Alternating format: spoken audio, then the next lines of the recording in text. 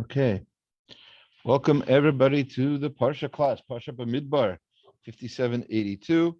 We are starting a new book, Bamidbar, called Numbers in English. And the Parsha begins, as you would expect, with counting numbers, right? So there's a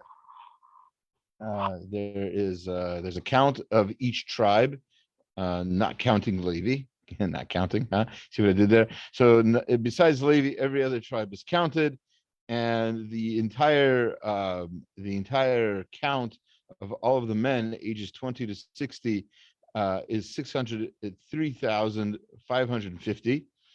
The tribes are then arranged around the Mishkan. They all have tents, and Shevet Levi is given the job of taking over for the firstborns who were supposed to really serve in the Mishkan, and because of the sin of the golden calf that was taken from them and given to Levi, Levi did not participate in that particular sin.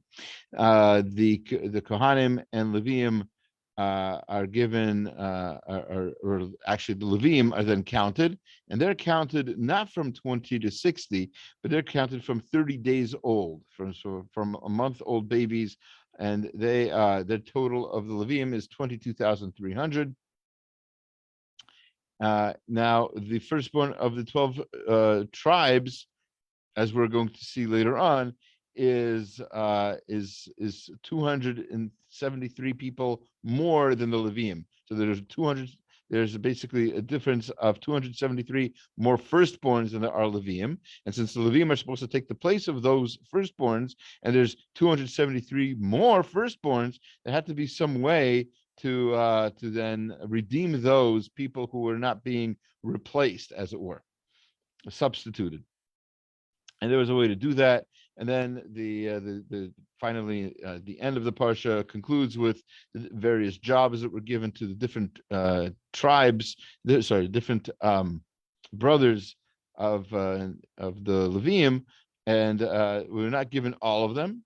That's going to, the last two are given in next parsha of Naso, but we start to see what their jobs are, and the brothers, the group of the brother Kahat are described here as the ones who carry the vessels, and they're involved with moving the Mishkan while the Mishkan is traveling. That's their job, and that's how the parsha concludes, and in preparation for the next parsha of Nasa. So that's the parsha in a nutshell. Let's now do a deep dive into the verses themselves and see what we can learn. All right, so this is your source sheet from Safaria. I sent that along in the email. If you did not receive the email, let me know, and we can see what we can do about that. The fourth Sefer, first Parsha, and the year 5782. So we start with Bamidbar Aleph Aleph. Obviously, it's called Bamidbar for a reason, and it's because it says Vaydaber Hashem el Moshe Bamidbar Sinai. Hashem spoke to Moshe Bamidbar, in the desert or in the wilderness of Sinai, Ba'ohel Moed, in the Ohel Moed, and Ba'echad Lachodesh, on the first day of the month, Hasheni, in the second month, the first day of the second month, Bashana Hashenit, in the second year, let's say Tam Eretz Mitzrayim Lemor, in the second year after they left Mitzrayim. So all of these details need some elaboration. Why do we need so much? And of course, part of the question revolves around the idea that we've mentioned many, many times, and that is the Torah is very sparse on details. This is not, a Charles Dickens novel where we're going to get the colors of every curtain and everything. This is not. We're not interested in that sort of thing. Why does the Torah give us these details when there's so many details it just leaves out? So as we'll see, like you look at the next verse, It says what's the command that Hashem gives Moshe? Su'u et rosh kol adat b'nei Israel. So su'u et rosh means lift up the head. There is this part of the counting has to do with counting, literally counting the heads, but so it's basically a census. But there's more to the census, as we'll see. There was a whole process wherein the Jewish people all had to meet with the tribe leaders, with Moshe and with Aaron, be given they're all get a chance to talk to these big gedolim, the biggest rabbis of the generation, Moshe, Aaron, right? And they're given a bracha from them. So it's all very individualized and very uplifting, and that's what su'u really means, to uplift, to lift up the heads. That's how the Ramban explains it. Anyway, so su'u et rosh kol adat b'nei Yisrael, not just b'nei Yisrael, but kol adat b'nei Yisrael, all of the congregation of the children of Israel, lemishpachotam, according to their families, leveit avotam, according to their father's house, which is somehow different from families. We'll have to investigate how and why that is. B'mispar shemot, according to the number of their names, kol zachar, each male. Of course, the females were not of course, but the women were not counted. And we would keep discussing what the numbers of the Bnei Israel are. This is based on the numbers of the men. And of course, of a certain age between 20 and 60. Does that mean people the men below 20 don't matter? No, of course not. Does it mean that the men above the age of 60 don't matter? No, of course not. We're talking about one of the reasons for the census is to create an army, and men served in the army in ancient days for sure. And so that's why we're counting the men, the Google Otam, according to literally their head count, like their skulls. We're counting their skulls. We're counting how many people there really are. So we're going to have a couple of questions. One question we'll start with, and that is, why does it say adat, right? Or adas, or however you pronounce it, the congregation of the children of Israel. So the Sepharia translates it as company, like fighters or the soldiers. It's sort of unique. That's not usually how adat is looked at. Adat usually means a congregation in a combination of people. So why here is the word adat being used? We're going to go for a Kabbalistic answer. I know we don't usually start with Kabbalah, but here we're going to go to a Kabbalistic answer from Moshe David Valeh. We've talked about him quite a few times, but just to remind you, he was a teacher / later on student of the Ramchal. He was in the same group as him. Very interesting, rather controversial group. This is not a history class, so I'm not going to go into too much detail. But in their time, they were certainly seen as controversial. Well, let's call it what it is. His books at a certain point were banned because of this group and because of the things that they were saying. So, with no further ado, let's look at actually some Torah from Rav Moshe David Valeh from the Shiftei Ka, a book he has on the Sefer Bamidbar. So he says, first of all, he says, Sharei Shechina Atzma Kvar Navnit B'chol Eser Sfirotaha Al Yidei Masa HaMishkan. Why are we counting people at all at this point? This is the second year, right? This is 2 years have gone by, or okay, let's say a year has gone by, a full year has gone by since they left Mitzrayim. Is this the time to make an army? Is that what we're doing here? Because really we could have made an army, as soon as they left Mitzrayim. If they're going to be fighting, and by the way, they did fight, right? They fought on the 7th, right after the splitting of the sea. They were attacked by Amalek, as we know, and they fought. So they could have made an army then. That would be a great time to make an army. You're being attacked by a foreign power. You're going to defend yourself, and in fact, they did make an army. Why not then do this whole counting business and figure out how many people they have, etc. So we're talking about something else here, apparently. He starts off by saying, I don't have that part here. He starts off by saying that the first thing you need to know is that the Jewish people needed to be counted as a pure Jewish people. without the Eruv Rav. Or the Eruv Rav or a group of Egyptians who followed along, who were semi-converts, who were just basically hanging on, sort of, fair weather friends of the Jewish people. They saw that the Jews were being successful against the Mitzrayim, so they joined up. But as soon as things got rough, they tried to change things, and they were the most involved in the sin of the golden calf, etc. So what we needed to get sort of rid of them before we did a counting of who was really going to stay as the Jewish people. We needed the insincere converts to be gone. So we wanted to stick with only the sincere people. So he says that at this point, once the Eruv Rav were gone, then Hashem's Shechina could be whole, right? In all of its 10 sfirot, right? Whatever that means. If you want a review of what the sfirot are, you can go back on YouTube with the Center Harmony class, and we talked about that there. And this count of men age 20 and up was significant because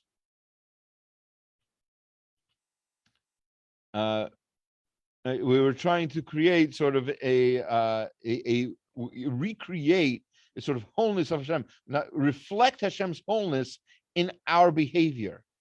So as he continues, kol adat b'nei Yisrael, the reason that the word adat is used, sherei ein eda pechuta me'asara. There's no such thing as an eda. There's no such thing as a minyan that's less than 10.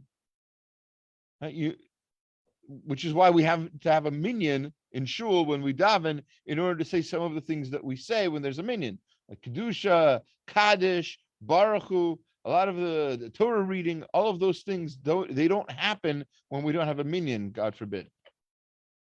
Sometimes, especially lately, many shuls have experienced a sort of lack of minyan. People have sort of, I think, possibly COVID related, people have just sort of lost the appreciation of what a minyan does for them. But what it does for you may or may not feel it, and I think a lot of people are sensitive enough to feel it. There's a sort of a wholeness that you feel when you're davening together with a minyan. So al yidei haminyan hakadosh baruch hu hayu nidvekim b'shlemut hashorashim halyonim v'shorashim hakadosh baruch hu u'shchinataha. The wholeness that you feel in the minyan connects to the wholeness that Hashem, quote unquote, feels when his Shekhinah is whole, when his Shekhinah is resting amongst the Jewish people, which is what the whole point of the Mishkan was. So now that we have a Mishkan, so in other words, let's put it all together. We've got rid of the Eruv Rav, we've built a Mishkan, and now Hashem's Shekhinah is whole. And now that Hashem's Shekhinah is whole, now we can say that the Jewish people have to be whole. And that's why the word Ada is used here to reference the fact that we've become a minyan, we're whole again. That's a Kabbalistic answer, granted. But let's now go to the next question that we should have, obviously, and I referenced it earlier. We've said that they were counted according to mishpachotam, according to the families, and then we said the beit avotam, according to their father's house. Isn't that a family? Beit avot, doesn't that mean the house of your father? That sounds like a family to me. People lived in their families in their father's house. Why are we bringing this up here? So Rav Hirsch brings this up in his commentary, Leveit avotam, and he points out that according to from various places, it brings several verses, 2:2, 32, 2:34, 7:2, 17:17, etc. A lot of places, it is clear that Beit Av denotes the unity of a tribe. It's not your father's house, literally. It's your tribe. The individuals together form families. The families which descend from one common home together form tribes, and the tribes which likewise descend from one common home together form the house of Israel, Beit Yisrael. These tribes are called matot, branches. On account of their one common stem, they are called batei avot. On account of the numerous families issued from each tribe, Beit Yisrael then consists of 12 batei avot. Each Beit Av consists of various mishpachot, and the mishpachot, that's families, and the mishpachot comprise the first unit, which joins the individuals into groups. Each one of us is an individual. That should be like a dull moment, obviously, right? We're all individuals, and each one of us individually are important.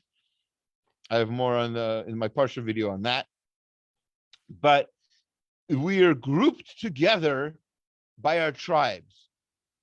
First, as an individual, and then expanding that circle to our family, and expanding that circle to our community, expanding that circle to our city, to our town, to our state, to our country, to our hemisphere. It expands, and you like your concerns should expand. Similarly, these groupings expand and expand until we have our Beit Av and our Yisrael. All right. This method of grouping is found also in the tribe of Levi, which was separated out from the rest of the nation in order to be treated as an independent unit. Levi is Yisrael in miniature, like a microcosm. Levi's sons, Gershon, Kahat, and Merari, form Batei Avot, as they are called later on. Their sons, Livni, Lishimi, right, Amram, so form Mishpachot Halevi Leveit Avotam. Now let's get to the point. What's the significance of this? This is the uniqueness of Jewish nationalism. Right? He's living in a time, remember, Rav Hirsch lived in a time where nationalism was growing. That's those of you who've studied history, all kinds of nationalism. Zionism is not an exception to that. All kinds of nationalism that eventually led to the First World War. Not going to get into all that, but he's saying that Jewish nationalism is unique. The nation as a whole is always considered one house, the house of Israel, Beit Yisrael. And the members of the nation are always called the children of one man, the children of Israel, Bnei Yisrael. At the same time, however, separate units remain, which are subordinate to and encompassed by the greater whole, Batei Avot and Mishpachot. The conception of the nation as the house of Israel and of all its members as the children of Israel ensures that the concept of the Jewish nation does not become a mere abstract idea without real union, and does not exist merely as a fiction, as an imaginary union of elite representatives. Right? This is not what we're talking about here. We're not just like we're a nation. Okay, we don't really exist. We don't have our own country. We didn't, right? At the time of Rav Hirsch, we didn't have a country. For almost 2,000 years, we didn't have a land like most nations do. We're not a theoretical, we have like this imaginary country that we kind of like we think about and wish for, and so we don't really have anything that makes us a nation. That's not true. The Jewish nation is always conceived of in the actual unified entirety of its members. They are united by a common inner element, and each one of them is an actual and integral part of this unity. Now, each one of us is an important part of a puzzle. And if you miss that puzzle piece, if we miss you, we don't have something. We're missing something. Our forefather Yisrael was one man, but even when his descendants had grown to 600,000 men, they all were still members of one house, sons of one man, bearing in their hearts and souls the impress of the same stamp, bearing through the ages their heritage of one mission and one destiny. That's always been the case. But amidst this fundamental unity and under its influence, a diversity of qualities unique to tribes and families is preserved and nurtured. We all have unique qualities. Besides, as individuals, our families are unique. The blank family is not like the family A is not like family B. Each family dynamic is unique. Sometimes children complain about this, by the way. They say, oh, I've been to family B and they've got it all together. They understand this and they do that. Why don't we do this? Why don't we do that? Each family is different, sometimes for better or for worse, but that's what makes it a unique family. In this way, the goal, which we have already pointed to several times in Bereshit, will be attained. The one mission shared by all will be accomplished by every individual, despite his uniqueness. Right? It's not because of your uniqueness that we as a Jewish people will make our mission. It's despite our uniqueness, even though we're a little bit different. We have something that we're going to accomplish together. It will be accomplished by a diversity of special qualities and character traits, a diversity of professions and positions in life, and this accomplishment will be a model for the entire human race. Each tribe in its specialty and each family with its special qualities are to work at the common task of the house of Israel. They are to give shape to this task, educate their children to it, and pass it on to the next generation. That is why the hundreds of thousands of members of the house of Israel do not come to the nation as an unorganized multitude. Lemishpochotam, beit avotam is how they come together, as family groups, which in turn are grouped according to the tribes to which they belong. The men of each tribe are counted, and the families of each tribe are kept separately. It's important to have our uniqueness. It's important to have our families. And it's important to pass that on to the next generation of unique families. That's what we do. We have, yes, one goal, one accomplishment that the Jewish people are going to accomplish. And he talks about this in several places. But if you're confused what that goal is, it's to bring Mashiach, to bring knowledge of God to the world. But each one of us does it in our own way. And that's all right. More than all right. That's good. We'll still accomplish our goals. And it's still going to happen. Okay. So that's the command. We're done with the first two verses. It only took half the class. And then we're going to skip to chapter 1, verse 18. Skipping it's all the way from what you bring up. Like, I mean, you took a path, but it's really cool. Like, even in social work, we learn about family dynamics, and being special is very important, and like different, understanding it. So cool. Yeah, but, it's sad that people are sort of like embarrassed by their families. Like, oh no, my family does things this way. That might be the right way for your family to do things. That's okay. Be okay with your weirdness. Yeah, well, that's how like families survive sometimes, is because they're different. That's their like way of like dealing. Yeah, absolutely. Very well put. So all right, so we're going to skip now to chapter 1, verse 18. We're still doing the counting, where once the actual leaders of each tribe are named, now we're going to figure out how we're actually going to do the census. And so it says here that they all gathered together on the first of the month, Hasheni of the second month, first of the second month. It's the same day, by the way. V'yityaldu al mishpachotam. And they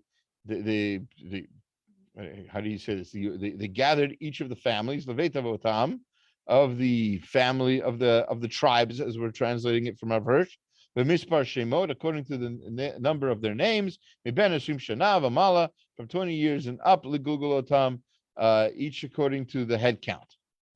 Okay, so the next question we're going to ask comes from the Ben Ish Chai. And you're going to see that the Ben Ish Chai in his Sefer Even Shalema points out that the Jewish people, the reason that it says that that weird word that we didn't know how to translate, v'yit yaldu al mishpachotam, which we said means gathered, but it doesn't really mean that. The shorish of the word is yeled, or children. They did something that had to do with their family. And what what most people translate that is as they registered. And that's how even Safari agrees with us this time. So they were registered by the clans of their ancestral houses. And so in other words, they sort of had to announce their names somehow. They registered, they yelled it out or something, that they had to say their name. So why? What's the point of these Jews who've just been gathered together? Why do they have to announce their names or announce their like family name? So this is from the Ben Ish Chai. It's a long piece. We're not going to read the whole thing, obviously. So let me just find the right place here. He quotes a midrash in Shir Hashirim, on Shir Hashirim, and it says in Shir Hashirim, Nava ani. Let me see, where is it? Either Shchora ani v'Nava. It says the verse in Shir Hashirim says, I am black. That's what it says. Shechora ani v'Nava, but I'm Nava. I'm pretty. I'm good to look upon. How else are you going to translate Nava? So the Midrash says that was the verse. That's the Torah verse. The Shir Hashirim. The Midrash explains Shchora ani means kamase, b'masei, b'masai. I'm black with in other words in my behavior, whatever that means. V'nava ani means b'masei avotai, but I am beautiful in the deeds of my father, of my ancestors. And so he's going to explain B'siyata D'Shmaya. Ben Ish Chai is very consistent in explaining things. He always says B'siyata D'Shmaya. This is not coming from me. This is coming from Hashem, God willing. With Hashem's help, I'm going to try to explain this. Lefarij, who he do a mashakatu b'yalkut. He's going to explain what it means here. The Jewish people, when they accepted the Torah, relevant to Shavuot, when they accepted the Torah, all of the other nations of the world were jealous. Right? They said, why did they get the Torah? Why don't we get the Torah? So Hashem is going to say, Hashem says to them, quiet. That's enough out of you. Go sit in the corner. The Jewish people did something that you can't do, nations of the world. What did the Jewish people do? They brought their shtar yichud. They brought their lineage. You try to do the same. Go ahead. But the Jewish people know who they are. The Jewish people can point to their ancestors one after the other, and say exactly who they are. Yoter min ha'umot, more than the people of the nations. That's why it says in Tehillim, bring to Hashem the families of the nations. In other words, bring their genealogy. This is in 96:7. And that's why it says in our verse, that's why it says here, it's Sefer Yuchsin Shalachem. That's why it says in our verse, V'yityaldu al mishpachotam. Right? They registered according to their ancestry, according to their families. They merited the Torah, in other words, according to the Yalkut Shimoni, they merited the Torah because of their lineage. Now, that doesn't completely make sense. Now, Hashem knows the lineage of the Gentiles, and it's not like it's like so crazy. They didn't keep necessarily a record of their lineage because they didn't have to. They didn't know that this was going to happen, right? You go to the DMV for something, and they say, "All right, great, you brought your all your paperwork, you brought your phone bill. Okay, wonderful. This happened to me recently, not so recently, before COVID. I had to renew my license, so I got the real ID that they were talking about." And so it was much more difficult than it is now. Now you can do it online. There's like a couple of buttons to push, a picture to upload. You're good.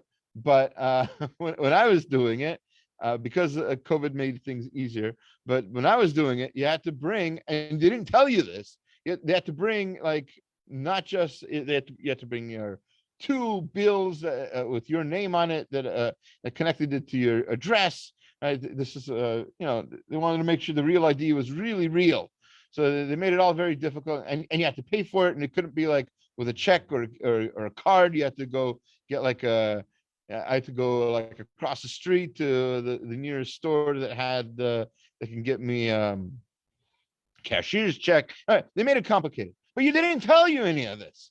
So the same thing here. The Gentiles don't have their shtar yichud. They don't have their sefer yichud. They don't have their lineage. They weren't told to bring it. That's not fair. You can't ask them to prove certain things if you're not going to ask them to keep track of it. So what's going on?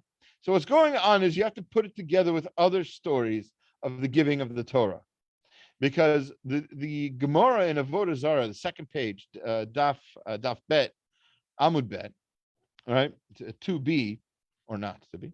So Avodah Zarah there says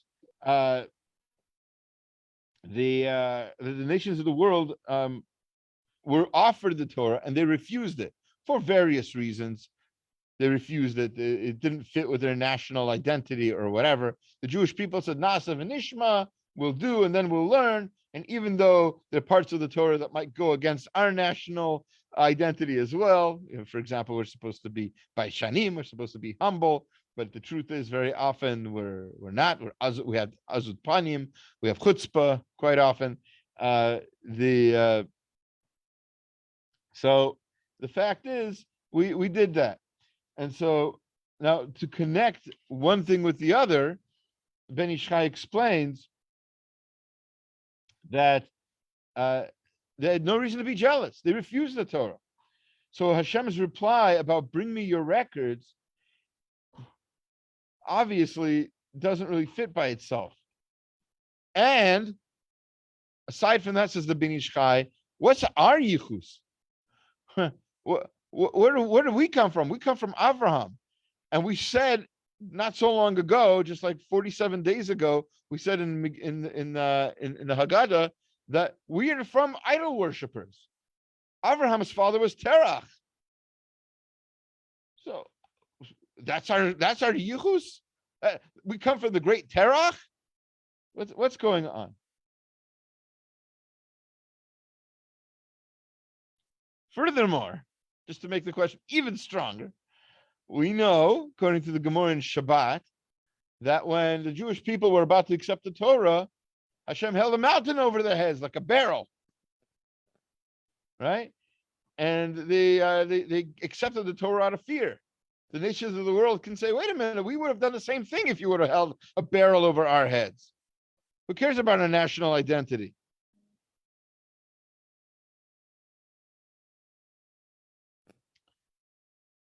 Right?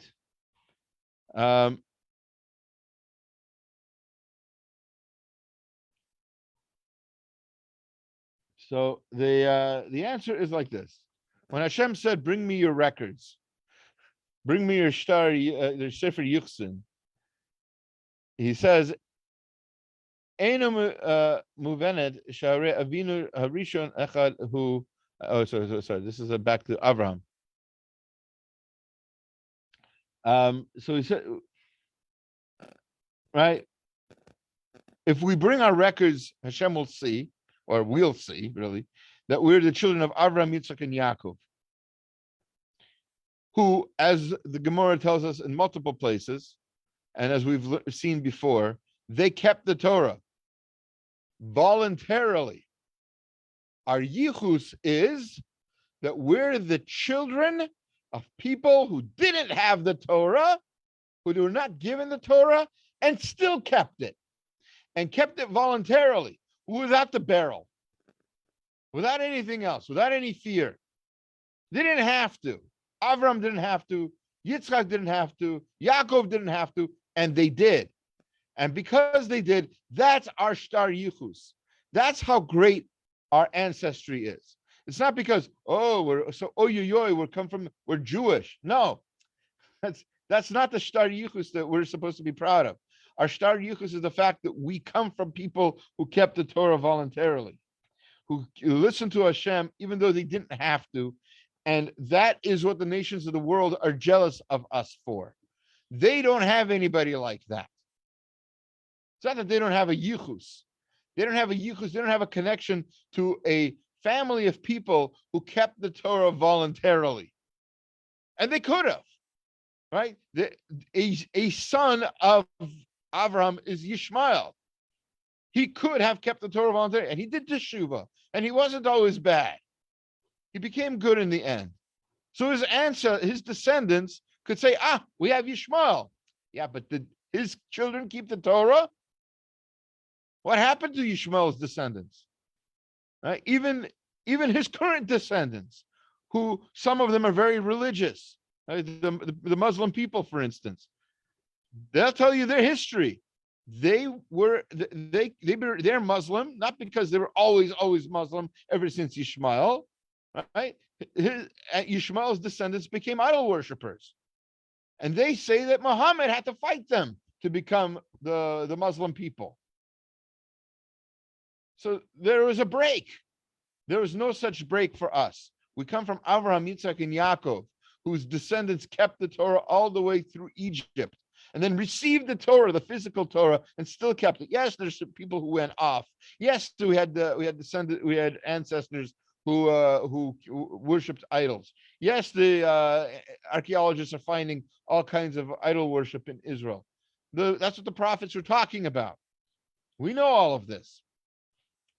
The fact is that our yichus stems from people who kept the Torah voluntarily, and that's what we should be proud of.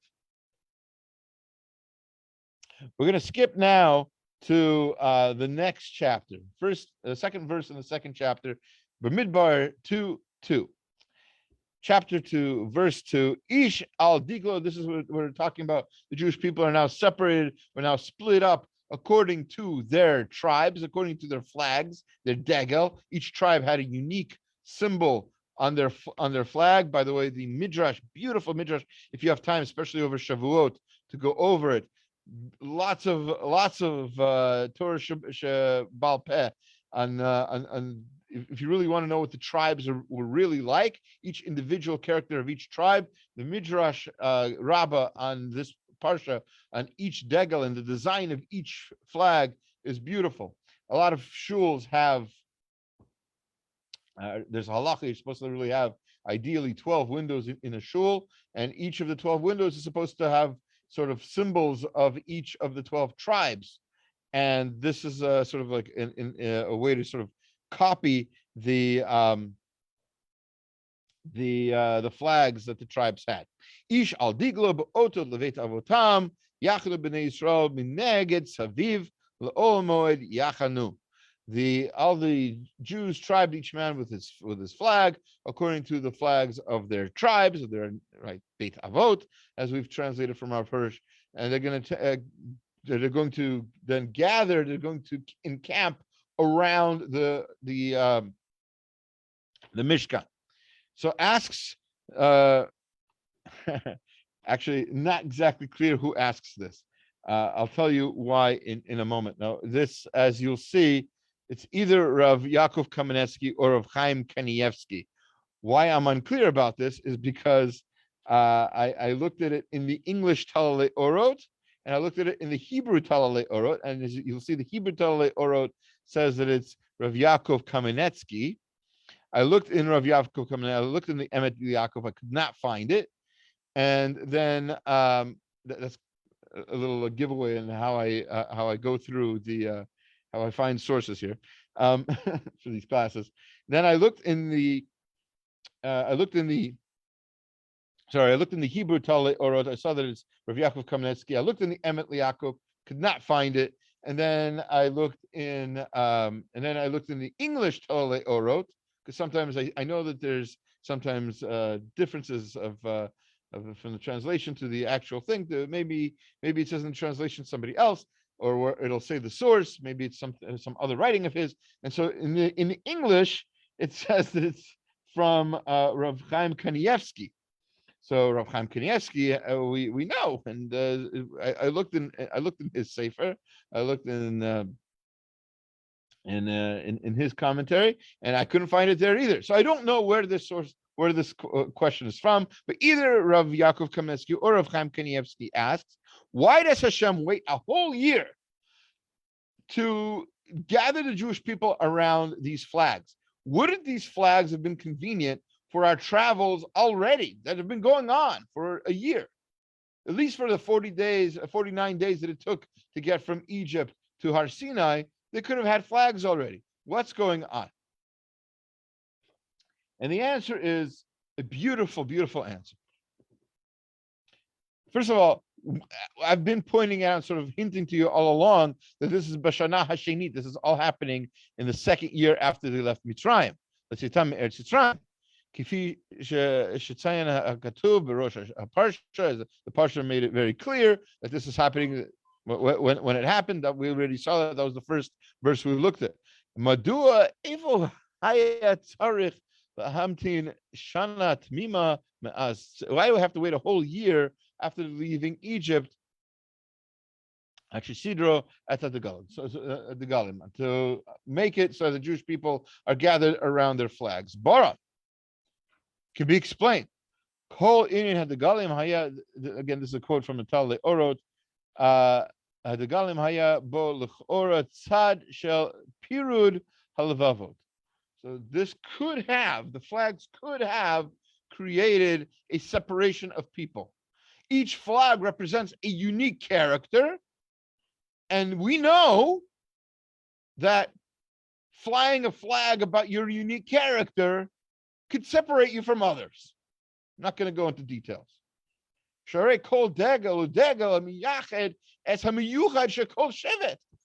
It's obviously pointing to, with neon signs, to the differences between the tribes. Mafridu min hashar, and it could separate them from the others. The fichach, therefore, kol od lo hukam hamishkan achen nimna adayin kol inyan hadegalim mishum chashash the pirud v'lachloket. So Hashem did not want for there to be flags and differences amongst the Jewish people yet, because that would create separation and machloket, and argument. So why now? Now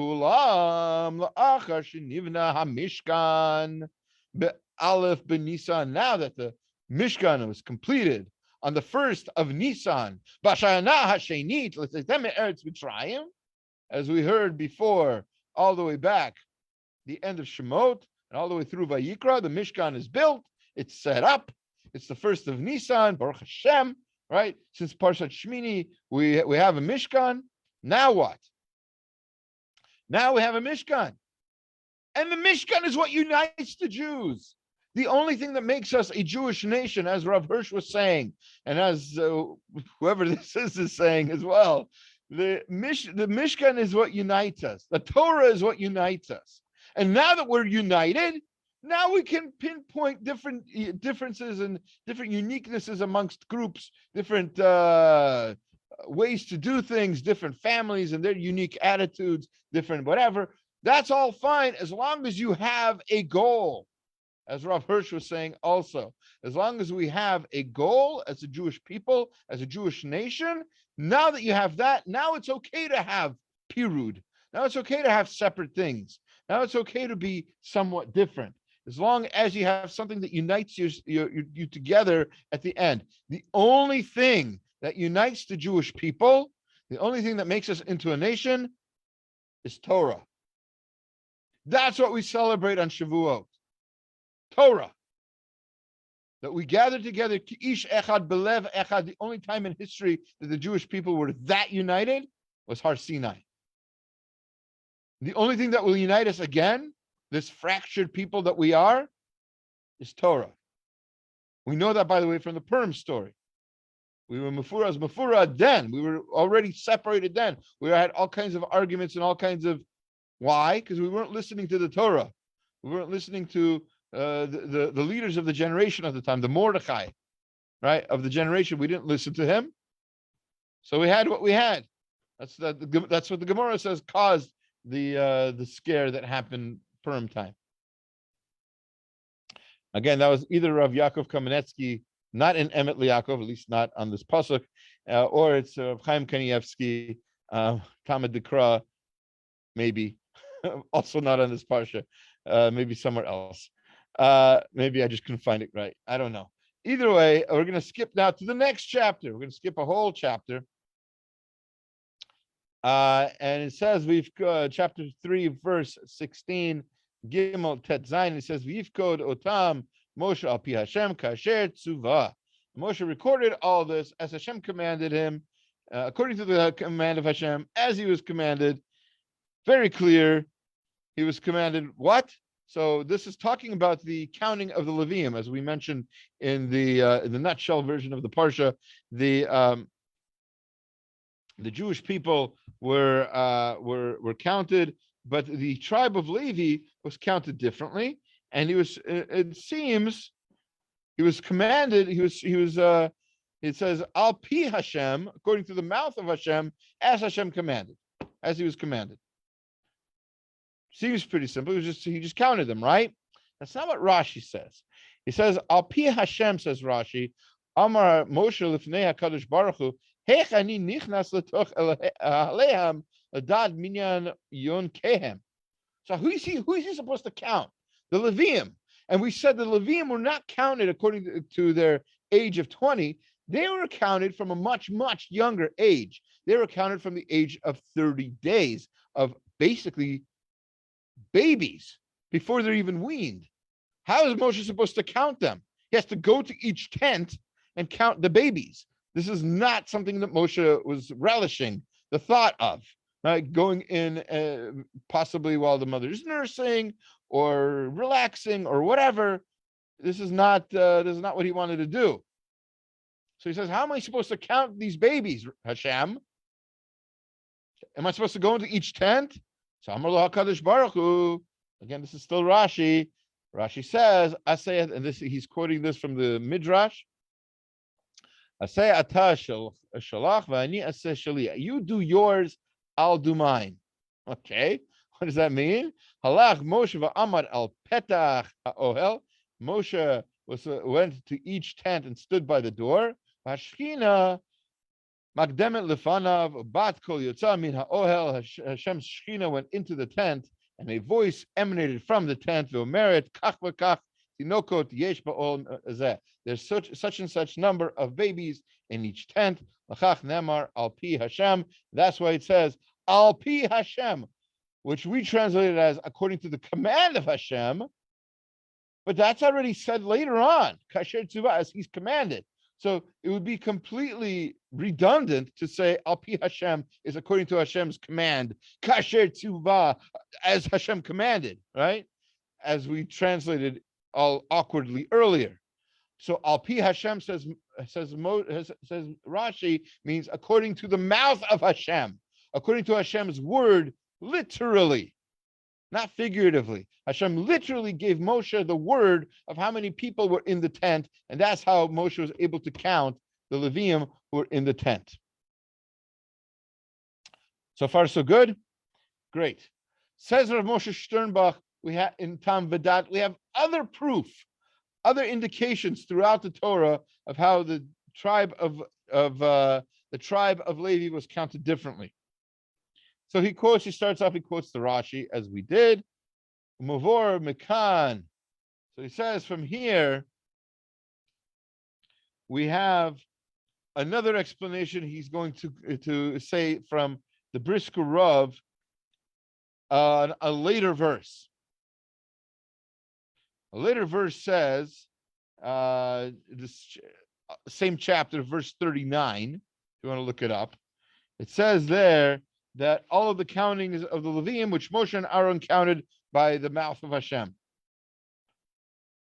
Later, even later, chapter 4, verse 44, says all the countings which Moshe and Aaron and the princes of Yisrael counted the Leviim. Why does it say the princes of Yisrael there, but not elsewhere? The answer is, according to the Brisker Rav, that right, al pi Hashem, malam minyan b'nei Levi b'nei Shloshim. So So he says, Tema, it's a big wonder. Lama minyan lan manu gam Nisiye Yisrael. Why did the Nisiye Yisrael have to count the Jewish people, the tribe of Levi? Lefi divrei Rashi kan miyushav shapir. According to what we saw from Rashi, this makes sense. Shaminyan haLeviim nase beruach hakodesh. The count of the Jewish people of the Leviim had to happen by Ruach HaKodesh, right? The Shechina had to go into the tent, and a bat kol had to come out and tell him. Rak Moshe v'Aaron zachu l'shmoa pi Hashem. Only Moshe and Aaron could hear the voice of Hashem.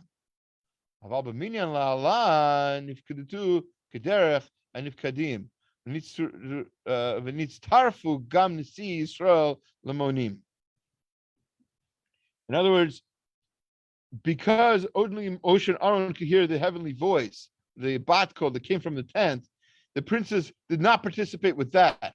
The princes did participate with the other tribes. That's why it says the tribes. That's why it says the princes there, but doesn't say it by the Leviim. So another proof that the tribe of Levi was counted somewhat differently, right? V'od nira lahosiv. The b'minyan haLeviim nemar mefurash al pi Hashem. It's very clear. He says that it says they were counted through the voice of Hashem. Lahorod al yechudam b'minei Yisrael u'migalgel hashivotam. This is obviously they're somehow mechudar. They're somehow different. They're somehow elevated above the Jewish people. That's why it says that they're counted begulgulotam. Like, again, their heads, they're a head above.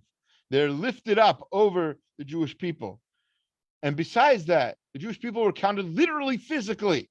Their gilgulim, their heads, their skulls were counted, as I said earlier, right? There was a literal head count of the Jewish people. Not so by Levi, right? Their count was given by a heavenly voice that came from the tent.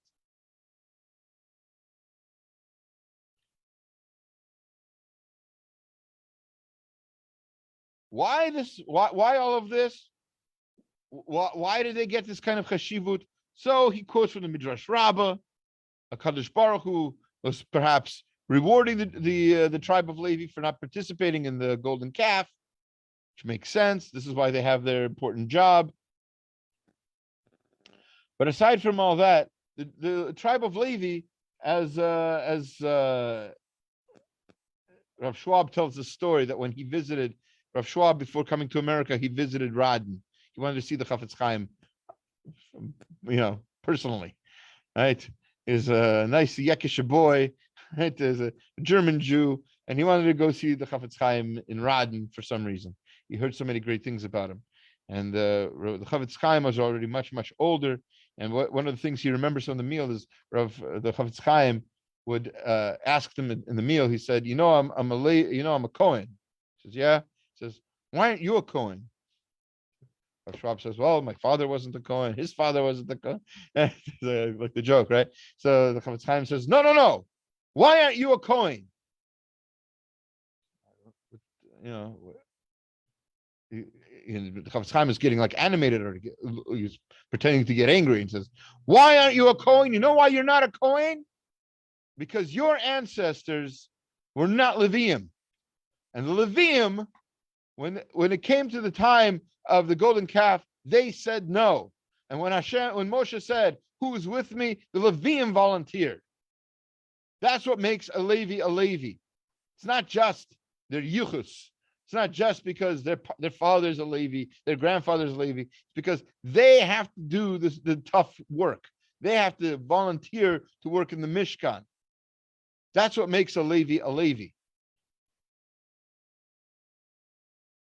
We skip to chapter 3, verse 39, which we referenced, by the way, earlier, obviously, just a moment ago. So it says there, there were 22,000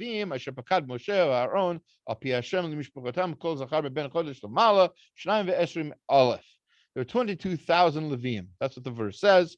And we already talked about this sort of in the beginning of the class, that Rashi says obviously there had to be some way to figure this out.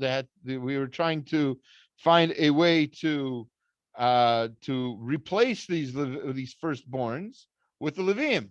And there's 200, whatever we said, there's 273 extra column firstborns more than the Leviim, and we had to figure out how this was going to be done.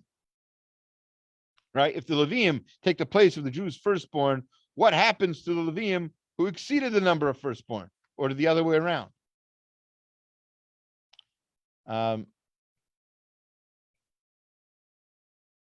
So the Rashi says from the Gemara in Bechorot, Daf Hey, Otam Sholosh Meod Leviim Bechorot Hayu, V'dayam Shivku Atzma Min Hapidyon.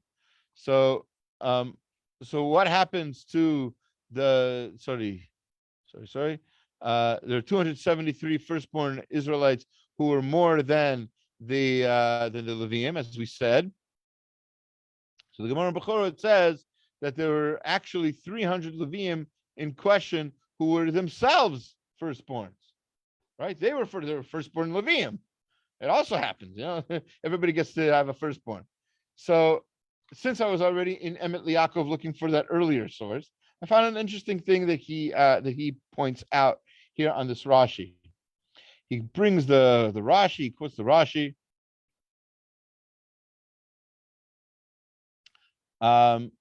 And then he says, etc. It says, "Amnam b'shem zeh nikru gam b'chorim." They were also firstborns. Aval b'shem Leviim lo nikru, but they're not called Leviim. These extras, the ha kohanim. These Leviim that are called Bnei Levi later on in there's actually a count of the Kohanim, of the not just the Leviim. Ukida Ashkechan Parshat Yitro, it says in Parshat Yitro that Le'inyan Matan Torah, with regard to Matan Torah, again, I just wanted to bring that up because we're about to celebrate Baruch Hashem Shavuot, which is the day of Matan Torah. Gam HaKohanim Nigshayim, etc. Perish Rashi Elah Bechorot. So the firstborn Leviim are called when it comes to Kohanim, they're called firstborns of Leviim. Who Baravo Sham Lachem Pasuk Zeh She'inu Kolel Et HaBechorot. We don't count the firstborns separately. Likru L'Shem Leviim. They are called Leviim. Below B'Shem B'nei Levi. They're not. And if you look carefully, it doesn't say. Right, the verse does not say that that Kol Pekude B'nei Levi, says Leviim.